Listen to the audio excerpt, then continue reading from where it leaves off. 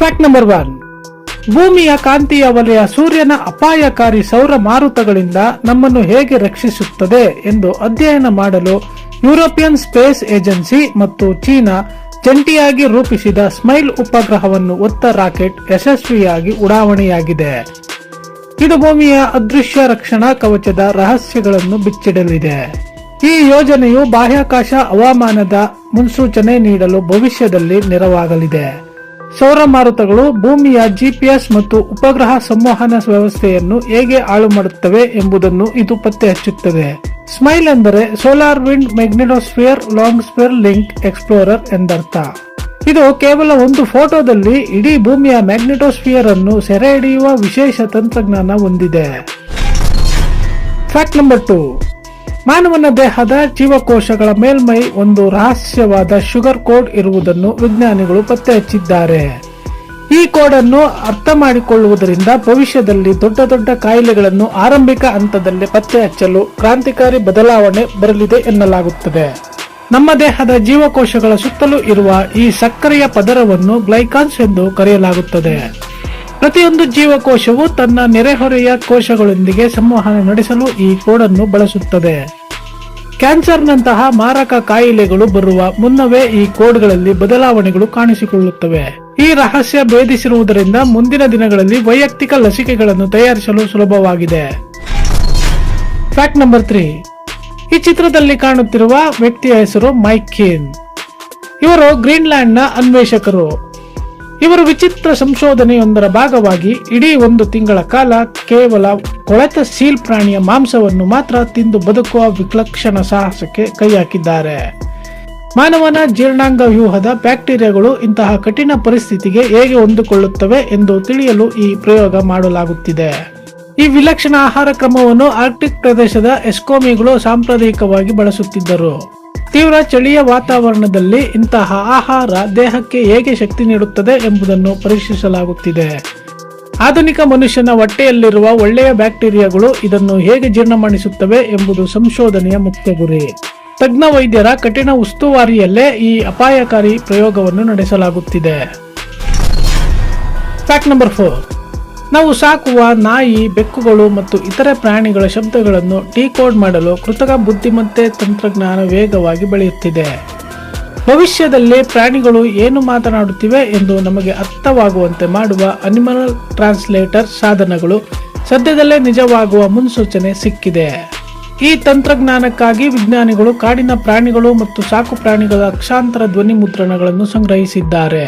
ಕೇವಲ ಧ್ವನಿ ಮಾತ್ರವಲ್ಲದೆ ಪ್ರಾಣಿಗಳ ಮುಖದ ಹಾವಭಾವ ಮತ್ತು ಬಾಲದ ರಚನೆಯನ್ನು ಕೂಡ AI ವಿಶ್ಲೇಷಿಸುತ್ತದೆ. ಪ್ರಾಣಿಗಳು ತಮಗೆ ನೋವಾದಾಗ ಅಥವಾ ಹಸಿವಾದಾಗ ಹೊರಡಿಸುವ ಸಣ್ಣ ಧ್ವನಿಯ ವ್ಯತ್ಯಾಸವನ್ನು ಇದು ಪತ್ತೆ ಮಾಡುತ್ತದೆ. ಶೀಘ್ರದಲ್ಲೇ ಮೊಬೈಲ್ ಆಪ್ಗಳ ಮೂಲಕ ನಾವು ನಮ್ಮ ಸಾಕು ಪ್ರಾಣಿಗಳ ಭಾವನೆಗಳನ್ನು ಸುಲಭವಾಗಿ ಅರ್ಥ ಮಾಡಿಕೊಳ್ಳಬಹುದು. Fact number 5. ಮೆದುಳಿನ ಆರೋಗ್ಯಕ್ಕೆ ಸಂಬಂಧಿಸಿದಂತೆ ವಿಜ್ಞಾನಿಗಳು ಹೊಸದೊಂದು ವಿಷಯ ಪತ್ತೆ ಹಚ್ಚಿದ್ದಾರೆ. ನಮ್ಮ ಮೆದುಳಿನಲ್ಲಿರುವ ಕೆಲವು ಅಪಕ್ವ ಇಮ್ಮೆಚೂರ್ ಕೋಶಗಳು ಅಲ್ಝೈಮರ್ಸ್ ಕಾಯಿಲೆಯ ವಿರುದ್ಧ ಹೋರಾಡುವ ಮತ್ತು ಅದನ್ನು ತಡೆಯುವ ಶಕ್ತಿಯನ್ನು ಹೊಂದಿವೆ ಎಂಬುದು ಸಂಶೋಧನೆಯಿಂದ ತಿಳಿದು ಬಂದಿದೆ. ಸಾಮಾನ್ಯವಾಗಿ ವಯಸ್ಸಾದಂತೆ ಮೆದುಳಿನ ಜೀವಕೋಶಗಳು ಸಾಯುತ್ತಾ ಹೋಗುವುದರಿಂದ ಅಲ್ಝೈಮರ್ಸ್ ಬರುತ್ತದೆ. ಆದರೆ ಮೆದುಳಿನಲ್ಲಿ ಅಡಗಿರುವ ಈ ಅಪಕ್ವ ಕೋಶಗಳು ಹೊಸ ಜೀವಕೋಶಗಳನ್ನು ಮರುಸೃಷ್ಟಿಸಬಲ್ಲವು. ಇವು ಮೆದುಳಿನಲ್ಲಿ ಹಾನಿಕಾರಕ ಪ್ರೋಟೀನ್ಗಳು ಜಮಾವಾಗದಂತೆ ತಡೆಯುತ್ತದೆ. ಈ ಕೋಶಗಳನ್ನು ಆಕ್ಟಿವೇಟ್ ಮಾಡುವ ಮೂಲಕ ಮರೆಗುಳಿತನಕ್ಕೆ ಶಾಶ್ವತ ಚಿಕಿತ್ಸೆ ಕಂಡುಹಿಡಿಯುವ ಭರವಸೆ ಮೂಡಿದೆ.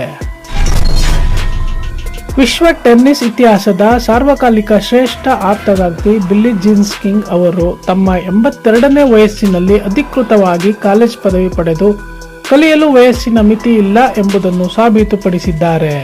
ಬಿಲ್ಲಿ ಜೀನ್ ಕಿಂಗ್ ಅವರು ಕ್ರೀಡಾ ಲೋಕದಲ್ಲಿ ಮಹಿಳಾ ಸಮಾನತೆಗಾಗಿ ಹೋರಾಡಿದ ಪ್ರಮುಖ ತಾರೆ. 1960ರ ದಶಕದಲ್ಲಿ ಟೆನ್ನಿಸ್ ಆಟಕ್ಕಾಗಿ ಅವರು ತಮ್ಮ ಕಾಲೇಜು ಶಿಕ್ಷಣವನ್ನು ಅರ್ಧಕ್ಕೆ ನಿಲ್ಲಿಸಬೇಕಾಗಿ ಬಂದಿತ್ತು. ಕ್ಯಾಲಿಫೋರ್ನಿಯಾ ಸ್ಟೇಟ್ ಯೂನಿವರ್ಸಿಟಿಯು ಇವರ ಸಾಧನೆಯನ್ನು ಗೌರವಿಸಿ ಈಗ ಪದವಿ ಪ್ರದಾನ ಮಾಡಿದೆ. ನಮಗೆ ಆಸಕ್ತಿ ಇದ್ದರೆ ಕಲಿಯಲು ಮತ್ತು ಕನಸು ಕಾಣಲು ಯಾವುದೇ ವಯಸ್ಸು ಅಡ್ಡಿಯಾಗುವುದಿಲ್ಲ ಎಂದು ಅವರು ಸಂದೇಶ ನೀಡಿದ್ದಾರೆ. Fact number 7. ಕುಡಿಯುವ ನೀರಿನಲ್ಲಿ ಸೇರಿಕೊಳ್ಳುವ ಅಪಾಯಕಾರಿ ಮೈಕ್ರೋ ಪ್ಲಾಸ್ಟಿಕ್ ಕಣಗಳನ್ನು ಮ್ಯಾಗ್ನೆಟ್ ತರಹ ಆಕರ್ಷಿಸಿ ಹೊರತೆಗೆಯಬಲ್ಲ ವಿಶೇಷವಾದ ಆಲ್ಗೆ ಅನ್ನು ವಿಜ್ಞಾನಿಗಳು ಪ್ರಯೋಗಾಲಯದಲ್ಲಿ ಸೃಷ್ಟಿಸಿದ್ದಾರೆ. ಇದು ಪ್ರಪಂಚದ ನೀರಿನ ಮಾಲಿನ್ಯಕ್ಕೆ ದೊಡ್ಡ ಪರಿಹಾರವಾಗಬಲ್ಲದು. ಮೈಕ್ರೋ ಪ್ಲಾಸ್ಟಿಕ್ಗಳು ನಮ್ಮ ಕಣ್ಣಿಗೆ ಕಾಣಿಸದಷ್ಟು ಚಿಕ್ಕದಾಗಿದ್ದು ಇವುಗಳನ್ನು ನೀರಿನಿಂದ ಬೇರ್ಪಡಿಸುವುದು ತುಂಬಾ ಕಷ್ಟವಿತ್ತು. ಈ ಹೊಸ ಪಾಚಿಯು ಪ್ಲಾಸ್ಟಿಕ್ ಕಣಗಳನ್ನು ತನ್ನತ್ತ ಸೆಳೆದುಕೊಂಡು ದೊಡ್ಡ ಗುಚ್ಛಗಳಾಗಿ ಮಾರ್ಪಡುತ್ತವೆ. ಇದರಿಂದ ಆ ಗುಚ್ಛಗಳನ್ನು ನೀರಿನಿಂದ ಸುಲಭವಾಗಿ ಫಿಲ್ಟರ್ ಮಾಡಿ ಹೊರತೆಗೆಯಬಹುದು. ಇದು ಯಾವುದೇ ರಾಸಾಯನಿಕ ಬಳಸದೆ ನೈಸರ್ಗಿಕ ಮತ್ತು ಅತ್ಯಂತ ಅಗ್ಗದ ತಂತ್ರಜ್ಞಾನವಾಗಿದೆ. Fact number 8. ಪುರಾತತ್ವ ಇಲಾಖೆಯ ಸಂಶೋಧಕರು ರೋಮನ್ ಕಾಲದ ಹಳೆಯ ಸುಣ್ಣದ ಕಲ್ಲಿನ ಬೋರ್ಡ್ ಗೇಮ್ ಒಂದರ ನಿಯಮಗಳನ್ನು ಪತ್ತೆಹಚ್ಚಲು AI ವರ್ಚುವಲ್ ಪ್ಲೇಯರ್ಗಳನ್ನು ಬಳಸಿದ್ದಾರೆ. ಕಲ್ಲಿನ ಮೇಲಿನ ಸವೆತದ ಗುರುತುಗಳನ್ನು ಆಧರಿಸಿ 100ಕ್ಕೂ ಹೆಚ್ಚು ನಿಯಮಗಳನ್ನು ಪರೀಕ್ಷಿಸಿ ಆ ಕಾಲದಲ್ಲಿ ಅವರು ಹೇಗೆ ಆಟವಾಡುತ್ತಿದ್ದರು ಎಂಬುದನ್ನು ಮರುಸೃಷ್ಟಿಸಿದ್ದಾರೆ. ರೋಮನ್ ಸಾಮ್ರಾಜ್ಯದ ಸೈನಿಕರು ತಮ್ಮ ಬಿಡುವಿನ ವೇಳೆಯಲ್ಲಿ ಕಲ್ಲುಗಳ ಮೇಲೆ ಗೆರೆ ಎಳೆದು ಈ ಆಟ ಆಡುತ್ತಿದ್ದರು. ಈ ಆಟದ ಯಾವುದೇ ಲಿಖಿತ ನಿಯಮಗಳು ಇತಿಹಾಸದ ಪುಟಗಳಲ್ಲಿ ಲಭ್ಯವಿರಲಿಲ್ಲ. AI ಅಲ್ಗಾರಿದಮ್ಗಳು ಲಕ್ಷಾಂತರ ಬಾರಿ ಆಟದ ಸಂಭಾವ್ಯ ಮಾದರಿಗಳನ್ನು ಪ್ಲೇ ಮಾಡಿ ನಿಖರ ನಿಯಮಗಳನ್ನು ಪತ್ತೆ ಹಚ್ಚಿವೆ. ಈ ಸಂಶೋಧನೆಯು ಪ್ರಾಚೀನ ಮಾನವರ ಆಲೋಚನೆ ಶಕ್ತಿ ಮತ್ತು ಯುದ್ಧ ತಂತ್ರಗಳನ್ನು ಅರ್ಥ ಮಾಡಿಕೊಳ್ಳಲು ನೆರವಾಗುತ್ತೆ.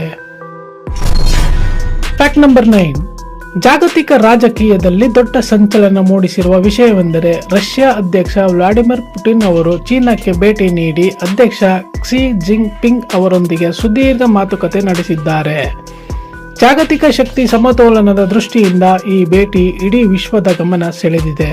ಯುಕ್ರೇನ್ ಯುದ್ಧ ಮತ್ತು ಜಾಗತಿಕ ನಿರ್ಬಂಧಗಳ ನಡುವೆ ರಷ್ಯಾಕ್ಕೆ ಚೀನಾದ ಬೆಂಬಲ ಬಹಳ ಮುಖ್ಯವಾಗಿದೆ. ಉಭಯ ನಾಯಕರು ವ್ಯಾಪಾರ, ಮಿಲಿಟರಿ ತಂತ್ರಜ್ಞಾನ ಮತ್ತು ಬಾಹ್ಯಾಕಾಶ ಸಂಶೋಧನೆಯಲ್ಲಿ ಒಟ್ಟಾಗಿ ಕೆಲಸ ಮಾಡಲು ಒಪ್ಪಿದ್ದಾರೆ. ಅಮೆರಿಕ ಮತ್ತು ಯುರೋಪಿಯನ್ ಒಕ್ಕೂಟದ ಪ್ರಭಾವವನ್ನು ಕಡಿಮೆ ಮಾಡುವುದು ಈ ಭೇಟಿಯ ಮುಖ್ಯ ಉದ್ದೇಶ ಎನ್ನಲಾಗಿದೆ. ಈ ಒಪ್ಪಂದಗಳು ಮುಂಬರುವ ದಿನಗಳಲ್ಲಿ ಜಾಗತಿಕ ಮಾರುಕಟ್ಟೆ ಮತ್ತು ಕಚ್ಚಾ ತೈಲ ಬೆಲೆಗಳ ಮೇಲೆ ಪರಿಣಾಮ ಬೀರಲಿವೆ. Fact number 10. ನಾವು ಮನೆಯಲ್ಲಿ ಬೆಳೆಸುವ ಸಾಮಾನ್ಯ ಚೈನೀಸ್ ಮನಿ ಪ್ಲಾಂಟ್ ಎಲೆಗಳ ರಚನೆ ಮತ್ತು ಅವು ಸೂರ್ಯನ ಬೆಳಕನ್ನು ಪಡೆಯಲು ಬೆಳೆಯುವ ವಿಧಾನದ ಹಿಂದೆ ಅತ್ಯಂತ ಮುಂದುವರಿದ ಜ್ಯಾಮಿತೀಯ ವ್ಯವಸ್ಥೆ ಅಂದ್ರೆ ಅಡ್ವಾನ್ಸ್ಡ್ ಜಿಯೋಮೆಟ್ರಿ ಸಿಸ್ಟಮ್ ಅಡಗಿದೆ ಎಂಬುದನ್ನು ಸಸ್ಯ ವಿಜ್ಞಾನಿಗಳು ಇತ್ತೀಚೆಗೆ ಕಂಡುಹಿಡಿದಿದ್ದಾರೆ. ಈ ಗಿಡದ ಎಲೆಗಳು ಒಂದರ ಮೇಲೊಂದು ನೆರಳು ಬೀಳದಂತೆ ಕರಾರುವಕ್ಕಾಗಿ ವೃತ್ತಾಕಾರದಲ್ಲಿ ಬೆಳೆಯುತ್ತವೆ. ಗಿಡದ ಪ್ರತಿಯೊಂದು ಎಲೆಗೂ 100% ಸೂರ್ಯನ ಬೆಳಕು ಸಿಗುವಂತೆ ಈ ಗಣಿತದ ಸೂತ್ರ ಸಹಾಯ ಮಾಡುತ್ತದೆ. ಪ್ರಕೃತಿಯು ತಾನಾಗಿಯೇ ಇಂತಹ ಅತ್ಯುನ್ನತ ಇಂಜಿನಿಯರಿಂಗ್ ವಿನ್ಯಾಸವನ್ನು ಹೊಂದಿರುವುದು ವಿಜ್ಞಾನಿಗಳನ್ನು ಆಶ್ಚರ್ಯಚಕಿತಗೊಳಿಸಿದೆ. ಸೋಲಾರ್ ಪ್ಯಾನೆಲ್ಗಳನ್ನು ಕಡಿಮೆ ಜಾಗದಲ್ಲಿ ಹೆಚ್ಚು ಪರಿಣಾಮಕಾರಿಯಾಗಿ ಜೋಡಿಸಲು ಈಗ ಈ ಗಿಡದ ಮಾದರಿಯನ್ನು ಬಳಸಲಾಗುತ್ತಿದೆ. ಸ್ನೇಹಿತರೆ, ಈ ವಿಡಿಯೋ ನಿಮ್ಗೆ ಇಷ್ಟ ಆಗಿದ್ರೆ ದಯವಿಟ್ಟು ಲೈಕ್ ಮಾಡಿ, ಶೇರ್ ಮಾಡಿ. ಏನಾದರೂ ಅನಿಸಿಕೆಗಳಿದ್ರೆ ಕಮೆಂಟ್ ಮಾಡಿ ಅಂತ ಹೇಳ್ತಾ ಈ ವಿಡಿಯೋ ಮುಗಿಸ್ತಾ ಇದೀವಿ. ಧನ್ಯವಾದಗಳು.